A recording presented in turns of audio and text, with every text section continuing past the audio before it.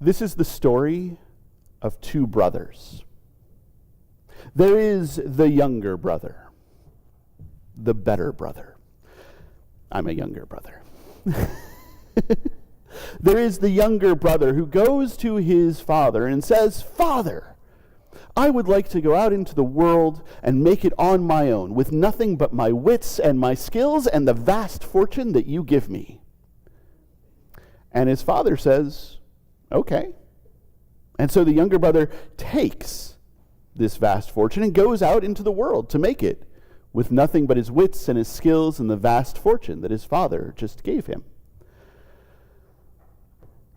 And he spends the vast fortune. At first, it's just a little bit here and there, what you need to live. And then he gets a little cocky, starts spending it on things that maybe he shouldn't be spending it on, starts frittering it away. And after a while, he's down to his last few dollars. And after a while, even that's gone. And it's raining and there's no roof over his head, and his stomach is rumbling and there's no food to be found. So he goes out and does that thing that he doesn't want to do. Oh, he does not want to do it. It is not his style. He goes out and he gets a job. And it's not a good job. I mean, he's working plenty hard, but there's still not a roof over his head. And there's still not food to be found, and his stomach is still grumbling. And he's looking at the pigs that he is keeping and thinking, I would love to eat some of their food, but the pigs won't let him. The younger brother hits rock bottom. And then there's this thing that does not happen. Pete Holmes is a comedian, and he tells the story the way that it doesn't happen. Here's what does not happen. Jesus does not come to the younger brother and say, I can take you home. I can take you back to your father, but your father is an angry man. Your father is a vicious man. Your father believes that you have offended him and that you need to be punished for that. Your father is there with the whip ready to kill you. But if you come back with me, I will go and I will take the punishment. I will die for you. And then you'll be able to go back to your father's estate, and it'll be okay as long as you tell everybody what I did for you. That is not what happens. The younger brother thinks, how many people on my father's estate who are not his sons have bread enough and more to eat? How many people there are okay? I'll go back, and I won't ask to be taken back as a son. That would be too much, but he could maybe give me a job. Then there would be a roof over my head and food in my stomach, and it wouldn't be so bad. I'll go back, I'll get down on my knees, I will beg. Just for the lowest job in the place, so that I can have enough. So he goes back. And while he's still in the distance, his father sees him. And as he's walking up, servants start coming to him with a robe and rings and food and welcome. And as he approaches, his father grabs him in an embrace and says, "My son, you who have been lost have been found. You who are dead have been brought back to life. We are throwing a party because we are so glad that you are here."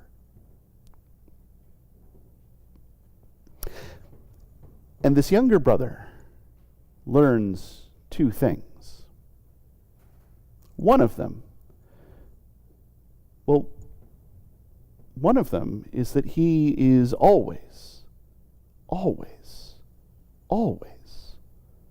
welcome home.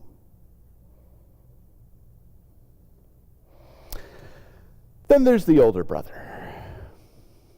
The older brother did not go out and try to make it on his own with nothing but his wits and his skills and a vast fortune that his father had given him. The older brother stayed home and worked on the estate and did everything that his father asked him. And one day his younger brother left. Fine.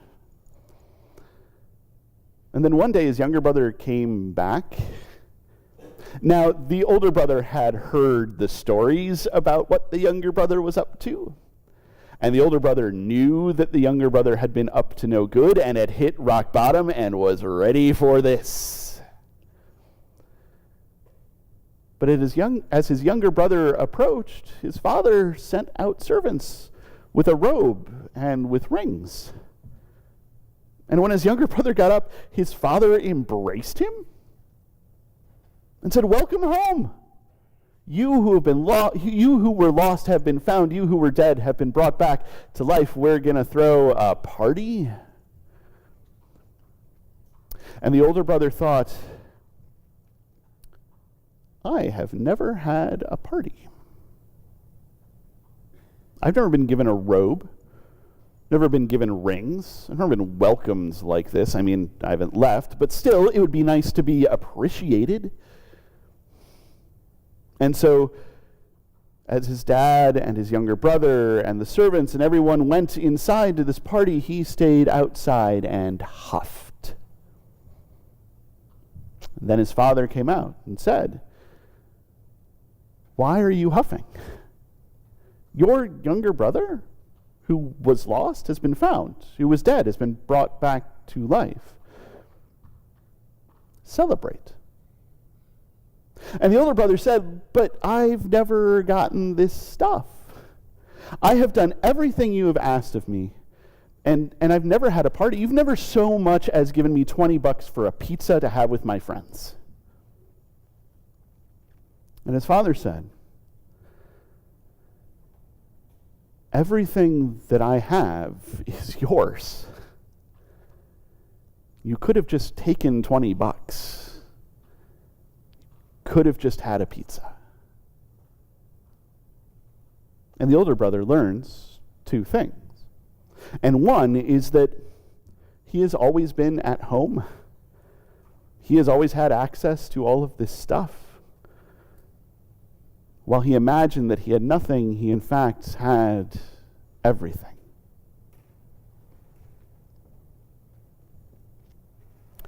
This entire year since September, we've been doing a set of sermon series, but they've all kind of been one giant sermon series divided into little chapters.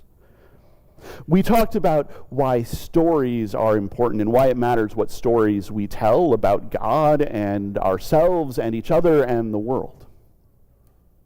And we talked about how God is love, with no footnotes and no fine print. We talked about how the world is broken, how everything is messed up. We talked about how God came into the world as one of us, the Word become flesh, living a human life, and by living it, redeeming it, restoring it, repairing it, bringing the world closer to what it should be. We talked about the path that God who is love become one of us, that Word who became flesh took. A path that led to a cross and to a tomb and to a resurrection. And how? When Christ stepped out of that tomb, Christ left the brokenness of the world, the powers of sin and death and everything that makes life less in that tomb, and brought humanity out. Brought a redeemed world out, brought a restored world out, brought a repaired world out. And now we're to this. The Christ who stepped out of the tomb invites us into a new life. And part of that new life is noticing that the world is not, in fact, what we thought it was. It is not, in fact, nearly as broken as we suspected. It is not, in fact, nearly as under the powers of sin and death and everything that makes life less as we thought. We don't have to live that way anymore. We can live in a different way. We who were at rock bottom have been lifted up. We who were lost have been found. We who were dead have been brought back to life. And the question that is before us, a question that I have asked again and again and again, you've heard it before, is, will we live like we are still under the powers of sin and death and everything that makes life less? Or will we live like we have been brought back to life? Like we have come home to God's reign of love that is in us and around us and among us even now, that is not waiting until the end of the world, that is not waiting until after we die,